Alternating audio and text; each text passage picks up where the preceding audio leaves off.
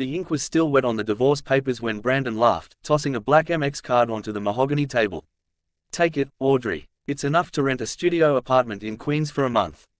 Consider it severance pay for a wasted 2-year marriage." His mistress, Jessica, giggled from the corner, already mentally redecorating his penthouse. They thought Audrey was a broke orphan with nowhere to go. They thought she was trembling with fear, but they didn't see the man in the charcoal suit sitting silently in the back of the boardroom. They didn't know that the man was Harrison Caldwell, the owner of the very skyscraper they were sitting in, and Audrey's father. And they certainly didn't know that signing those papers just cost Brandon his entire future. The conference room at Holloway & Associates smelled of expensive leather, stale coffee, and the impending destruction of a marriage. It was located on the 45th floor of a skyscraper in Midtown Manhattan, offering a panoramic view of a gray, rainy New York City. Audrey sat on one side of the long, polished mahogany table. Her hands were folded neatly in her lap. She wore a simple beige cardigan that had seen better days and no jewelry, not even the wedding band she had taken off 3 days ago. Opposite her sat Brandon. He looked every inch the rising tech mogul he claimed to be. His suit was a custom navy blue cut from Italian wool. His watch was a PC for life that cost more than most people's cars, and his smile was sharp enough to cut glass.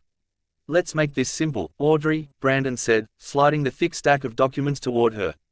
The paper made a dry, rasping sound against the wood. "I'm tired. You're tired. We both know this marriage was a miscalculation." "A miscalculation," Audrey repeated softly. Her voice was steady, though her eyes were fixed on the word. "Dissolution" printed clear's throat in bold at the top of the page. "Don't play the victim," Brandon sighed, leaning back in his ergonomic chair. "Look, when we met, you were waiting tables at Luku. I thought I was rescuing you. I thought you'd be grateful to be the wife of the CEO of Nexus Stream. But let's be honest, you were never cut out for this world. You don't know how to dress for galas. You don't know how to talk to investors. You're jouster." He waved his hand vaguely, searching for a polite word and failing to find one. "Boring." A voice chimed in from the corner of the room. Audrey didn't flinch. She knew Jessica was there. Jessica, Brandon's executive assistant, was currently perched on the windowsill, scrolling through her phone. She was 22, blonde, and wearing a dress that was entirely inappropriate for a legal proceeding. "She's just boring, Brandon," Jessica said, not looking up from her screen. "And she cooks weird food. Who makes pot roast for a VP of marketing? It's embarrassing." Brandon chuckled. "Right, the point is, Audrey, my company is about to go public. The IPO is next month. My lawyers and my PR team suggest that a clean break is better now than later. Single looks better than married to a nobody when I'm ringing the opening bell at the NYSE." Audrey looked up at him, clear's throat. "So that's it, 2 years of marriage and I'm a liability to your stock price."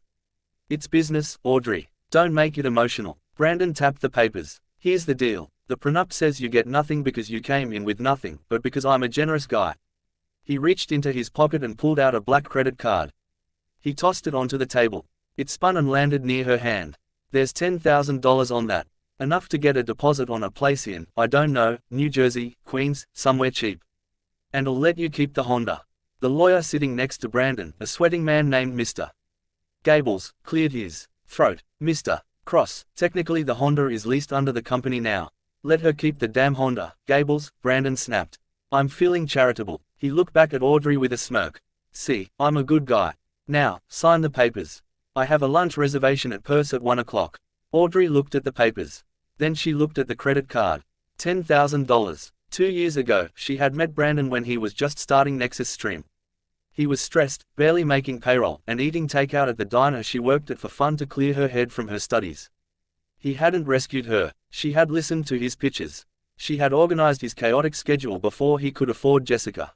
She had even used her own savings, money she claimed was an inheritance from a grandmother, to cover the rent on their first office space when his investors pulled out.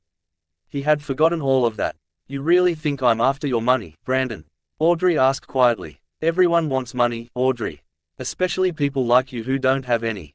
Brandon scoffed. "Just sign. Stop dragging this out. Unless you're waiting for a miracle." Audrey took a breath. She reached into her bag. Brandon flinched, perhaps expecting a weapon or a lawsuit. Instead, she pulled out a cheap plastic ballpoint pen. "I don't want your money, Brandon," she said. "And I don't want the Honda. Suit yourself." Brandon laughed. "More for me, just sign the line." Audrey uncapped the pen. She didn't look angry. She didn't look sad. She looked relieved. As the tip of the pen touched the paper, the heavy oak door at the back of the conference room creaked open. The room fell silent as the door opened. Usually, in a high-stakes divorce meeting at Holloway and Associates, interruptions were forbidden. Mr. Gables, the lawyer, immediately stood up, his face flushing red. "Excuse me," Gables barked. "This is a private mediation. You cannot just walk in here." A man stepped into the room. He was older, perhaps in his early 60s, with silver hair swept back impeccably. He wore a charcoal three-piece suit that didn't scream money. It whispered it. It was the kind of tailoring where no label was visible because the tailor knew the client's name was the only brand that mattered. He walked with a cane, not out of necessity, but as an accessory of authority. He didn't say a word. He simply walked to the far end of the room, pulled out a chair in the shadows away from the main table, and sat down. "Who is this?" Brandon demanded, spinning his chair around. "Security. Gables. Call security." The old man rested his hands on the top of his cane and looked at Audrey. His eyes were a piercing icy blue, identical to hers. "I am an observer," the man said. His voice was deep, growly, and carried an accent that sounded like old New York money mixed with European boarding schools. "Please continue. Do not mind me." "An observer," Jessica scoffed, hopping off the windowsill. "What is this, a spectator sport? Get out, old man. Brandon, make him leave. He smells like mothballs." Brandon stood up, adjusting his cuffs aggressively. "Look, whoever you are, get out. I'm Brandon Cross, CEO of Nexus Stream.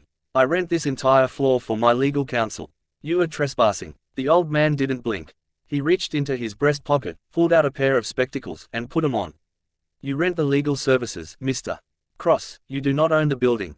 As I understand it, the building belongs to Caldwell Holdings." Brandon paused. "So what are you? The janitor checking the lights?" "Something like that," the man said dryly. "I was told there was a dispute regarding assets. I enjoy watching how the up-and-coming generation handles business." Mr. Gables, the lawyer, suddenly went very pale. He squinted at the man in the back. He looked at the silver hair, the specific cut of the lapel, the gold signet ring on the pinky finger. "Mr. Cross," Gables hissed under his breath. "Sit down." "What?" Brandon snapped. "Just sit down," Gables whispered, his voice trembling. "Let him stay." "Why?" "Because if we cause a scene, the building management might revoke our lease privileges." Gables lied, sweating profusely. He knew exactly who the man was. He had seen his face in the lobby portrait every morning for 15 years, but fear paralyzed him. If he told Brandon that Harrison Caldwell, the billionaire recluse of Manhattan, was watching, Brandon would act fake. And Gables had a feeling the old man wanted to see the real Brandon. Brandon rolled his eyes and sat down. "Fine, whatever. If the old geezer gets his kicks watching a divorce, let him watch. It's over anyway." He turned back to Audrey. "You see what I have to deal with. Incompetence everywhere. Now sign." Audrey hadn't looked at the old man. She kept her eyes on the paper. "Are you sure about this, Brandon?" Audrey asked one last time. "Once I sign this, there is no going back. I walk out of here and I am no longer your wife. You lose all claim to me and I lose all claim to you. Total separation. That is literally the dream, Audrey." Brandon smirked. "I'm signing a deal with the Caldwell Group next week. Do you know who they are?" "Of course you don't. They are the biggest venture capital firm in the country. Harrison Caldwell is going to personally vet my company for a $100 million injection. I need to be a bachelor. I need to be free of baggage." From the back of the room, the old man made a sound. It sounded like a cough or perhaps a suppressed laugh. "Baggage," the old man repeated. "Is that what a wife is?" Brandon didn't turn around. "A wife who brings nothing to the table. Yes, she's dead weight. I need a partner who fits my image, like Jessica." Jessica beamed, walking over to wrap her arms around Brandon's neck. "Baby, tell him about the engagement party." Audrey froze. The pen hovered over the signature line. "Engagement party." Brandon shrugged, not looking guilty in the least. "Well, since we're signing today, I figured, why wait? We booked the Plaza Hotel for this Saturday. It's going to be a double celebration. My divorce and my engagement to Jessica. It's going to be the event of the season. High society, investors, press." He looked at Audrey with mock pity. "I'd invite you, but security will have a list." Audrey felt a coldness settle in her chest. It wasn't heartbreak anymore. It was clarity. "You booked the Plaza," Audrey said. "Grand ballroom," Jessica bragged. "Top shelf everything, $10,000 for flowers alone." "Interesting," Audrey murmured. She looked past Brandon, past Jessica, and her eyes met the old man's eyes in the back of the room. The old man gave her a barely perceptible nod. It was a signal. Permission granted. Audrey pressed the pen to the paper. She signed her name in a fluid, elegant script. Audrey Caldwell Cross. Then she flipped to the next page. Audrey Caldwell Cross and the final page. She capped the pen. "Done," she whispered. She pushed the papers across the table to Brandon. Finally, Brandon grabbed them, checking the signatures. God, that was painful. Gables, file these immediately. I want the decree absolute by Friday. He stood up, buttoning his jacket. He grabbed Jessica's hand. Come on, babe. Let's go celebrate. I need a drink. He looked at Audrey one last time. She was still sitting there, hands folded. You can keep the pen, Brandon said magnanimously. And don't forget your trash credit card. He and Jessica turned to leave. They walked past the old man in the back. Brandon paused. Hey, old-timer. Show's over. You can go back to plunging toilets or whatever you do. The old man didn't move. He just smiled. A cold shark-like smile. The show, the old man said, has only just begun, Mr. Cross. Brandon frowned, confused for a second, but then shook his head and stormed out of the room. Jessica's heels clicking loudly behind him. The door slammed shut. The room was quiet. Mr. The Gables, the lawyer, was trembling so hard his glasses slid down his nose. He stood up and bowed deeply to the man in the back. Mr. Caldwell, Gables stammered. I had no idea. Harrison Caldwell ignored the lawyer. He stood up, leaning on his cane, and walked toward the table where Audrey sat. Audrey didn't stand up. She just looked down at her hands. Harrison reached the table. He looked at the signed divorce papers, then at the black credit card Brandon had thrown, and finally at the young woman. He called you baggage, Harrison said softly. Audrey looked up, tears finally welling in her eyes, though she refused to let them fall.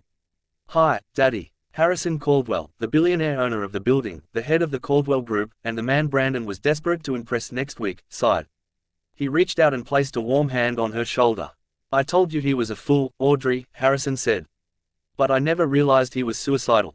Harrison picked up the credit card Brandon had thrown the severance of $10,000. He inspected it with distaste. $10,000, Harrison mused. For the heirs of the Caldwell empire. He tossed the card into the trash can in the corner. Come, my dear. We have much to do. If he wants an engagement party at the plaza on Saturday, I think we should ensure he gets exactly what he deserves. He thinks he booked the grand ballroom, Daddy. Audrey wiped her eye. But doesn't Uncle Cyrus own the plaza? He does. Harrison smiled wicked. And I think it's time Brandon learns that in this city, you don't bite the hand that feeds you. Especially when that hand is holding your entire mortgage. Harrison offered his arm to his daughter. Let's go shopping. You need a dress for an engagement party. While Brandon was hailing a yellow cab because the Uber surge pricing was ridiculous, despite just bragging about his millions, a convoy of 3 black Escalades pulled up to the curb of the skyscraper. Audrey walked out of the revolving doors, her arm linked with Harrison's. The doorman, who had ignored Audrey every morning for the past 2 years when she brought Brandon his forgotten lunch, nearly tripped over his own feet.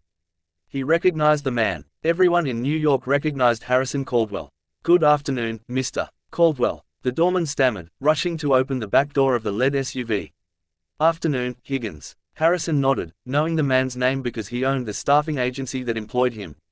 Please ensure my daughter gets in safely. The doorman froze. Your daughter, sir. He looked at Audrey, the woman in the beige cardigan, the woman he had seen crying in the lobby just last week when her husband berated her for being 5 minutes late. Audrey smiled, but it didn't reach her eyes. Hello, Higgins. She slid into the leather interior, the scent of fresh orchids greeting her. Harrison climbed in beside her, the door shut, sealing out the noise of Midtown Manhattan. Home, sir, the driver asked. The Hamptons estate driver. Harrison said, we need to clear our heads and call Cyrus. Tell him I need the Pearl Suite at the plaza, prepared for Saturday, and tell him to double the security detail. As the car merged into traffic, Audrey leaned her head back against the seat. The silence was heavy. I'm sorry I didn't tell him sooner, Audrey whispered. I wanted to know he loved me. Not the money, not the connections, just Audrey. And you found out, Harrison said gently. It was an expensive lesson, my dear, but a necessary one. You spent 2 years playing the role of a supportive wife to a narcissist. You cooked, you cleaned, you balanced his books in secret. You even used your trust fund dividends to pay off his initial business loan anonymously. Audrey nodded. He thinks an angel investor saved him from bankruptcy. I am the angel investor. Harrison grunted. Or rather, you are. And next week when he sits down to negotiate with the Caldwell Group for his IPO funding, he's going to realize that the angel has come to collect the debt. Meanwhile, across town, Brandon Cross was popping a bottle of Dom Perignon in his new office. The office was mostly glass and chrome designed to intimidate visitors. Jessica was spinning in his chair, holding a glass of champagne. I can't believe she actually signed. Jessica laughed. I thought she'd fight for the apartment. At least she has no spine. Brandon sneered, kicking his feet up on the desk. That's her problem. She's small, small-minded, small dreams. She was holding me back. Jess, look at me now. Single stock price soaring, and in 3 days, I'm announcing our engagement at the Plaza. It's the power move of the century. His phone buzzed. It was an unknown number. This is Brandon Cross, he answered smoothly. Mr. Cross. A crisp, professional female voice spoke. This is Eleanor Strick, executive assistant to Harrison Caldwell. Brandon sat up straight, nearly spilling his champagne. He frantically motioned for Jessica to be quiet. Yes, Ms. Strick. An honor to hear from you. Mr. Caldwell has reviewed your preliminary proposal for Nexus Stream. The clear-throat woman said he is intrigued. He would like to attend your event on Saturday at the Plaza. He believes it would be the perfect environment to assess your character. Before signing the funding checks next week, Brandon's heart hammered against his ribs. Harrison Caldwell was coming to his party. This was it. This was the golden ticket. If Caldwell backed him, Brandon would be on the cover of Forbes. That would be incredible. Brandon choked out. Please tell Mr. Caldwell he is the guest of honor. He will be there. The woman said he will be bringing a companion, a silent partner in the Caldwell Group who has final veto power on all investments. Impress them, Mr. Cross. They do not suffer fools lightly. The line went dead. Brandon let out a whoop of victory that echoed down the hallway. We did it, Jess. Caldwell is coming. We are going to be billionaires. He grabbed Jessica and spun her around. I need a new suit. I need the best tailor in the city. And you go buy a dress that says trophy wife. We have to look perfect. Nothing can go wrong. Back in the Hamptons, inside a sprawling oceanfront mansion that cost more than the GDP of a small country, Audrey was standing in front of a floor-to-ceiling mirror. The beige cardigan was in the trash. She was wearing a silk robe. Behind her, a team of 3 stylists flown in from Paris and Milan were organizing racks of couture gowns. No, Audrey said, rejecting a pink chiffon number. Too soft. That was the old Audrey. She walked down the line of dresses, her fingers grazed silks, velvets, and satins. She stopped at a gown that was the color of the midnight sky, a deep shimmering obsidian blue with diamond accents woven into the bodice. It was structured, sharp, and commanded attention. This one, she said. A bold choice, Miss Caldwell, the stylist said. This is from the Venge collection. It is meant for a woman who is hunting. Audrey smiled. It was the first genuine smile she had worn in months. It was cold and it was dangerous. Exactly, she said. I'm not going there to celebrate an engagement. I'm going there to attend a funeral. A funeral, miss. Yes. Audrey turned to the mirror, her blue eyes flashing. The funeral of Brandon Cross's career. Saturday night arrived with a humid electric tension in the air. The Plaza Hotel, an icon of New York luxury at the corner of Central Park South, was glowing. Limousines lined up 3 deep at the entrance. The paparazzi were out in full force, tipped off by Brandon's PR team that a major tech announcement was happening inside the grand ballroom. The scene was one of excessive opulence. Brandon had spared no expense, mostly because he had put it all on company credit, assuming the Caldwell investment would cover it later. Crystal chandeliers the size of small cars hung from the gold-leafed ceiling. Waiters in white tuxedo jackets moved like ghosts through the crowd, offering floods of vintage champagne and trays of caviar. Brandon stood at the top of the grand staircase, gripping the banister.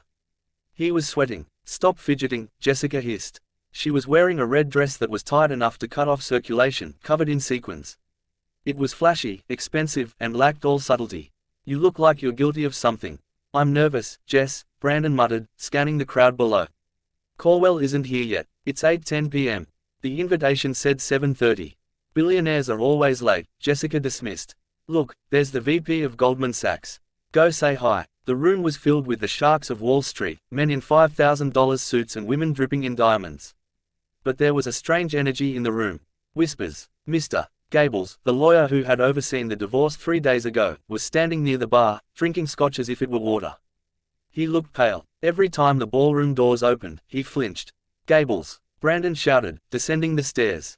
Why do you look like you've seen a ghost? Cheer up. Tonight is the night. Gables looked at Brandon with a mixture of pity and terror. Mr. Cross, have you checked the guest list properly? Of course, Brandon scoffed. Why, no reason, Gables mumbled, turning back to his drink. Just good luck. At that moment, the music, a live string quartet playing Mozart, stopped abruptly. The heavy double doors at the entrance of the ballroom swung open. A hush fell over the room, clear's throat. It wasn't the polite silence of arrival. It was the odded silence of power entering a vacuum. Harrison Caldwell stood in the doorway. He looked like a king returning to his court. He was wearing a tuxedo that fit so perfectly it looked like a second skin. He held his cane, his silver hair gleaming under the chandeliers. The room gasped. Harrison Caldwell never went to parties. He was a myth, a recluse. His presence here validated Brandon Cross instantly. Brandon's face lit up. He smoothed his jacket and began to rush forward. Mr. Caldwell, you made it. But Harrison didn't move. He stood there waiting. He turned slightly and extended his hand back toward the hallway. And the announcer at the door boomed, his voice trembling slightly. Ms. Audrey Caldwell. The name hung in the air for a second. Caldwell. Brandon froze mid-step. He blinked. Audrey. No, it couldn't be. His Audrey was a nobody. Her last name was, well, he actually couldn't remember her maiden name because he never cared to ask about her family. Then she stepped into the light. It was Audrey. But it wasn't the Audrey who wore beige cardigans and apologized for existing. This woman was a statue of vengeance carved from ice and diamonds. The midnight blue dress hugged her curves, the slit running up the leg revealing heels that looked sharp enough to kill. Her hair, usually tied in a messy bun, was cascaded in polished waves over her shoulders. Around her neck sat a sapphire necklace that was famously owned by the Russian Romanov family, a piece of jewelry worth more than Brandon's entire company. She took her father's arm. She lifted her chin. Her eyes swept the room, dismissing the hundreds of guests until they locked onto Brandon. She didn't smile. She just stared. Oh my God, Jessica whispered, dropping her clutch. Is that the wife? Brandon felt the blood drain from his face. His knees buckled slightly. No, that's impossible. She's broke. I gave her $10,000. The crowd parted like the Red Sea as Harrison and Audrey walked into the room. The silence was deafening. Every eye was on them. Clear's throat. Brandon, operating on pure adrenaline and denial, forced a smile onto his face and stepped into their path. Mr. Caldwell. Brandon's voice cracked. He cleared his throat. Welcome. And Audrey, what are you doing here? Did you get a job catering? It was a stupid thing to say. A desperate thing to say, the crowd murmured. Someone laughed nervously. Harrison Caldwell looked at Brandon with a look of pure disgust. Mr. Cross, you seem confused. Well, yes, Brandon stammered. This is my ex-wife. I'm not sure how she got past security, but she didn't need to get past security, Harrison interrupted, his voice booming across the silent ballroom. She owns the security company. In fact, she owns this hotel. The glass in Brandon's hand slipped. It shattered on the marble floor. Crash. What? Brandon whispered. Allow me to introduce you properly, Harrison said, placing a hand on Audrey's back. You know her as Audrey, the woman you divorced 3 days ago because she was boring and brought nothing to the table. But the world knows her as Audrey Caldwell, my only daughter, the sole heir to the Caldwell fortune and the majority shareholder of the venture capital firm. You were begging for money. The room erupted. Gasps, whispers, and shocked exclamations rippled through the hundreds of guests. Phones were raised recording the moment. Jessica took a step back, distancing herself from Brandon. Audrey took a step forward. The smell of her perfume. Something expensive and rare hit Brandon. Hello, Brandon, she said. Her voice was smooth, confident, unrecognizable from the soft murmur he was used to. You wanted a partner who fit your image, remember? Someone with connections, someone with money. She gestured to the opulent ballroom, the confused investors, the terrified lawyer. Well, here I am, she said. But I'm afraid my appearance fee is a little higher than $10,000. Brandon's mouth opened and closed like a fish. Audrey, wait, baby, I didn't know. You never told me. You never asked, she replied coldly. You were too busy talking about yourself. But the prenup. Brandon grasped at straws. We signed a prenup. You get nothing. Mr. Gables, the lawyer, stepped forward from the crowd, looking like he wanted to die. Actually, Mr. Cross. Shut up, Gables, Brandon snapped. No, let him speak, Audrey said. Gables wiped sweat from his forehead. Mr. Cross, the prenup, stated that both parties leave with what they brought into the marriage. Since Miss Caldwell brought in, well, billions in assets held in offshore trusts, and you brought in debt, the separation of assets is quite clear. Furthermore, Harrison interjected, enjoying the moment.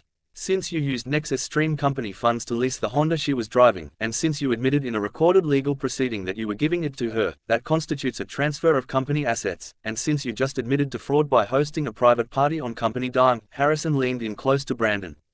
I don't think we will be investing in Nexus Stream, Mr. Clear's throat cross. In fact, I think my daughter, who sits on the board of the bank that holds your business loans, might be calling in your debts tonight. Brandon looked at Audrey. He looked at the woman he had discarded like trash. Audrey, he pleaded, his voice trembling. Please. It was a mistake. Jessica meant nothing. I was stressed. We can fix this. We can renew our vows right now. Look, everyone is here. Audrey looked at him. For a second, Brandon thought he saw pity. Then she laughed. It was a light, airy sound. Renew our vows, she asked. Brandon, I didn't come here to marry you. I came here to ruin you. She turned to the band. Play something festive, she commanded.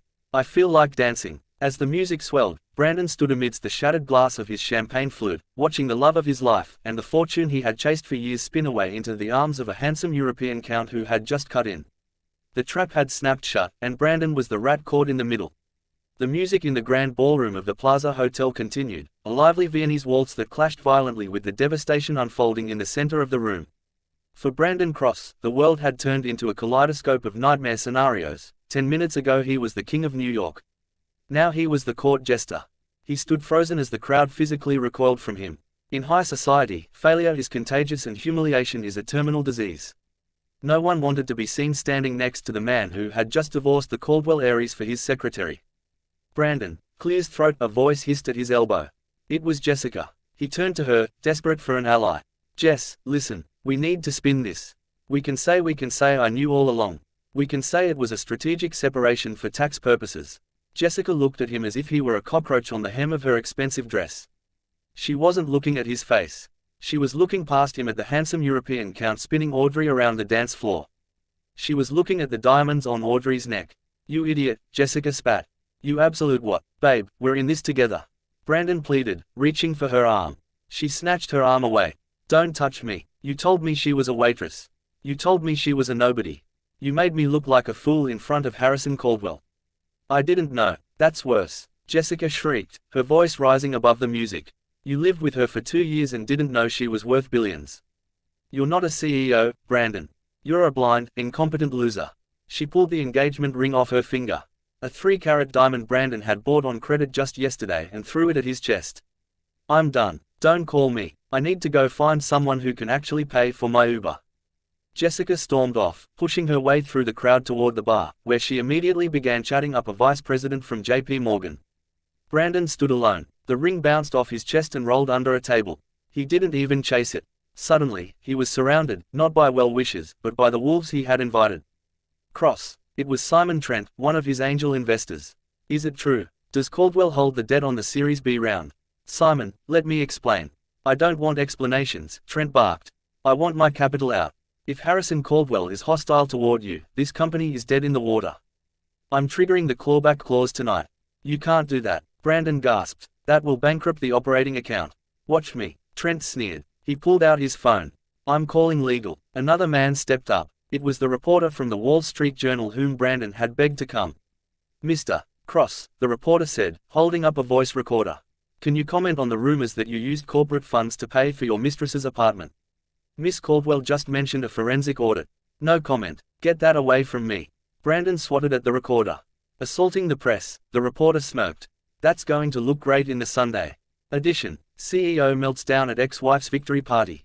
Up on the balcony overlooking the ballroom, Harrison Caldwell and Audrey stood watching the chaos below. A waiter brought them fresh champagne. It's barbaric, Harrison noted, taking a sip, watching them tear him apart. He wanted the spotlight, Audrey said, her voice devoid of pity. He wanted everyone to look at him. I just gave him what he asked for. She looked down at Brandon. He was sweating, shouting at an investor, his tie crooked, his face purple with rage. He looked small. Did you love him? Clear his throat, Harrison asked quietly. Audrey hesitated. She watched Brandon shove a waiter who tried to offer him water. I loved who I thought he was, she said. I loved the man who ate grilled cheese sandwiches with me at 2 a.m. and talked about changing the world with technology, but that man never existed. He was just an actor waiting for a bigger stage. Well, Harrison turned away from the railing. The curtain has fallen. Let's go, my dear. I believe the board of directors at the bank has an emergency meeting at 8 a.m. tomorrow to discuss the foreclosure of Nexus Stream. Foreclosure. Audrey raised an eyebrow. Oh, yes. Harrison smiled darkly. He missed a payment 3 months ago. We let it slide because, well, he was family. We are no longer sliding. 3 weeks later. New York City was unforgiving in November. The wind whipped through the canyons of steel and glass, carrying a biting rain that soaked through cheap fabric instantly. Brandon Cross stood outside the towering glass headquarters of the Caldwell Group. He wasn't wearing his Italian wool suit that had been sold to a consignment shop. He was wearing a generic raincoat he'd bought at a drugstore. He looked 10 years older. His face was gaunt, unshaven, and his eyes were hollow. The fall had been swift and total. The morning after the Plaza fiasco, the SEC had launched an investigation into his use of company funds. The board of Nexus Stream fired him before noon. By 2 p.m., the bank called in his personal loans.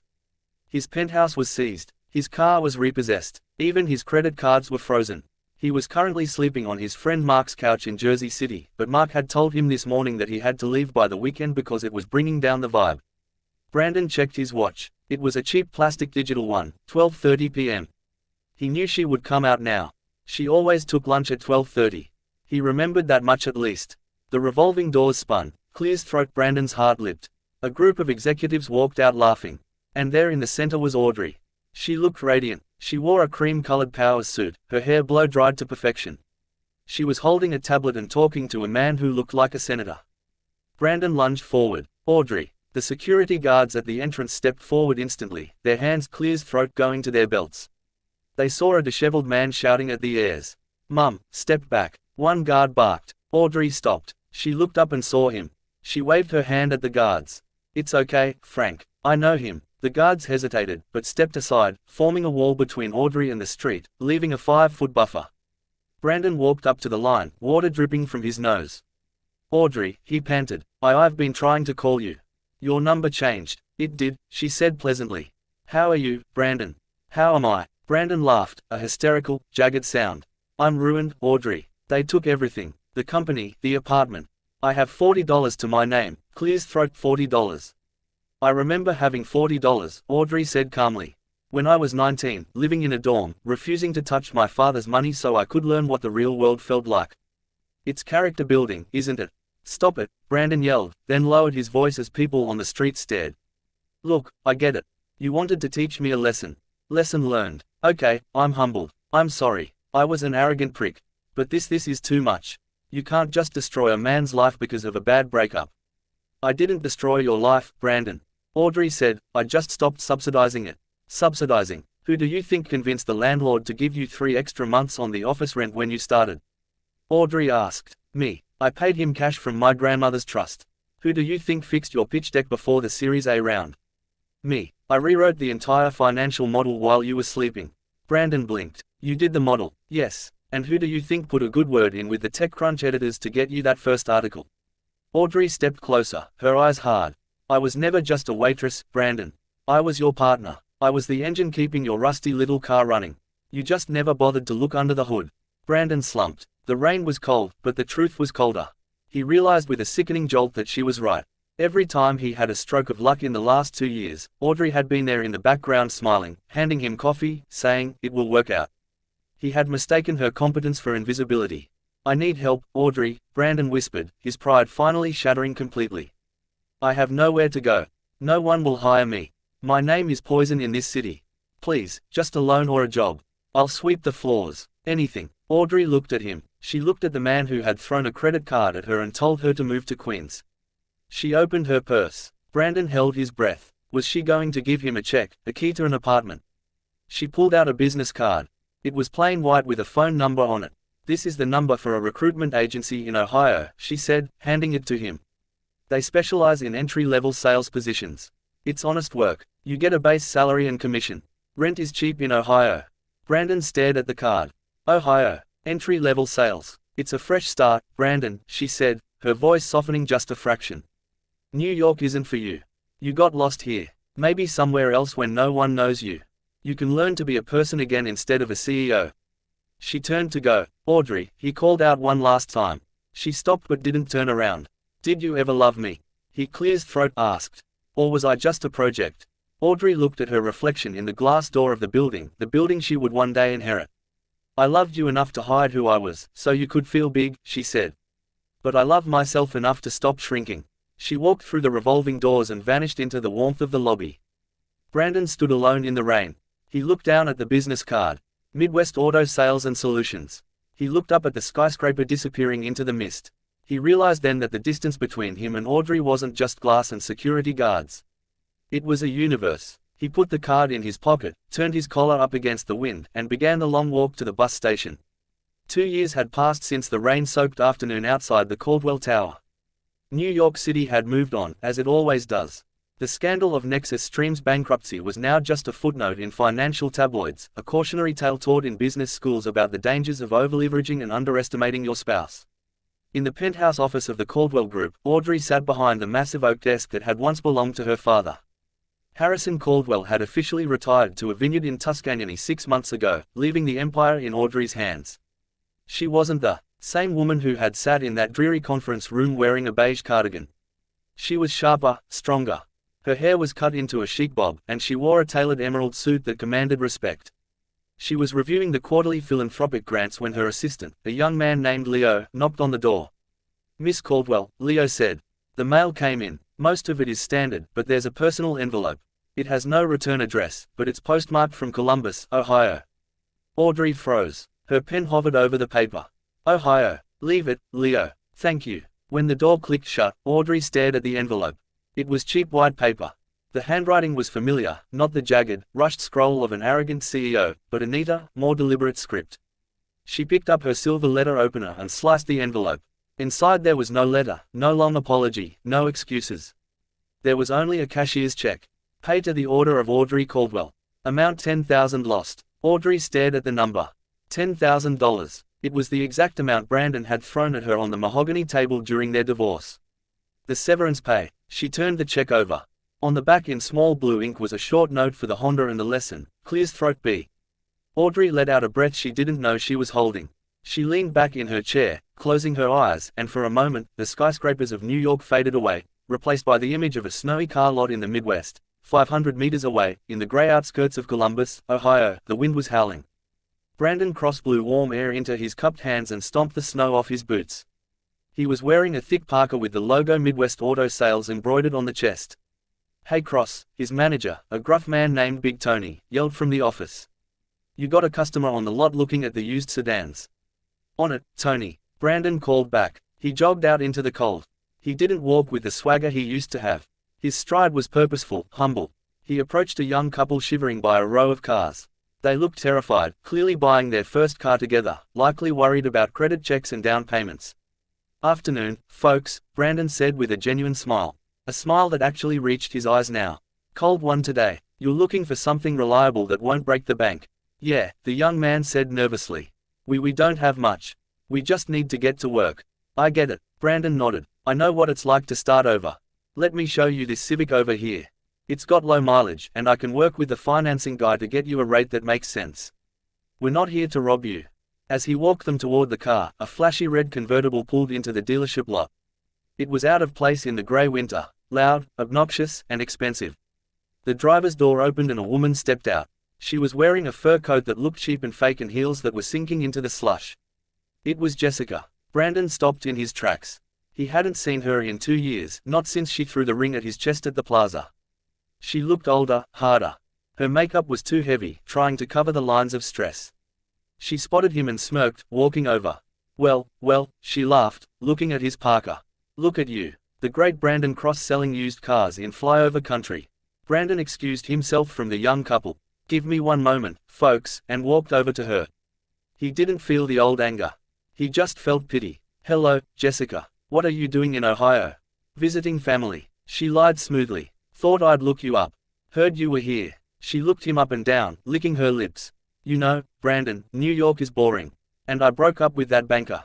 He was cheap. Maybe we could grab a drink. For old time's sake. I bet you're lonely out here." She stepped close, her hand reaching for his zipper. "We were good together, Brandon. We were a power couple. Maybe we can figure a way out of here together." Brandon looked at her hand. He remembered how easily she had turned on him when the money vanished. He remembered the humiliation. Clear's throat. He gently took her hand and removed it from his coat. "I'm not lonely, Jessica," Brandon said softly. He turned and pointed toward the dealership's glass window. Inside, sitting at the reception desk, was a woman. She wasn't a model. She wasn't rich. She was the receptionist, Sarah. She had brown hair, a kind smile, and she was currently knitting a scarf. She looked up, saw Brandon, and waved happily. Brandon waved back. "I have everything I need right here," Brandon said to Jessica. "And I have customers waiting. People who need help, not a performance." "You're pathetic," Jessica sneered, her ego bruised. "You're a nobody." "Maybe," Brandon shrugged, "but at least I sleep at night." He turned his back on her and walked back to the young couple by the Civic. "Sorry about that," Brandon told them. "Just a ghost. Now, let me show you the trunk space on this beauty." As he explained the warranty, he felt a lightness in his chest he hadn't felt in years. He had sent the check that morning. It had taken him 2 years of saving every commission, eating ramen, and living in a studio apartment to scrape together $10,000. He was broke again, but his debt was paid. Back in New York, Audrey picked up the phone. "Finance department," she said. "Yes, Miss Caldwell. I'm sending down a check for $10,000. Deposit it into the Second Chance Scholarship Fund." "Of course. Should we list the donor name?" Audrey looked at the check one last time before dropping it into the outbox. She thought about the man she had married, the man who wanted to conquer the world, and the man who had finally learned that the world wasn't something you conquered. It was something you earned. "List the donor as anonymous," Audrey said. She stood up and walked to the floor-to-ceiling window. The sun was setting over Central Park, casting a golden glow over the city. She wasn't angry anymore. The karma had come full circle. He had lost the millions he didn't deserve, but perhaps in the snow of Ohio, he had found the soul he had lost. Audrey smiled, touched the cool glass, and whispered to the city below. "We're even, Brandon. We're finally even." She turned off the lights in her office and walked out the door, ready to meet her father for dinner. She walked with her head high, not because of her billions, but because she knew exactly who she was. And this time, no one would ever underestimate her again. And that is the story of how a $10,000 severance check cost a man an empire. But maybe, just maybe, bought him back his humanity. It's a brutal reminder that in life you never truly know who is watching from the back of the room. Brandon thought he was signing divorce papers with a powerless woman, but he was really signing his own resignation from the high life. What do you think? Did Audrey go too far with her revenge at the plaza? Or did Brandon get exactly what he deserved? And do you think Brandon's repayment of the $10,000 earns him forgiveness? I'd love to hear your thoughts in the comments below. I read every single one. If you enjoyed this story of karma, betrayal, and redemption, please smash that like button. Share this video with a friend who loves a good drama and subscribe to the channel with notifications on so you never miss a new story. Thanks for listening.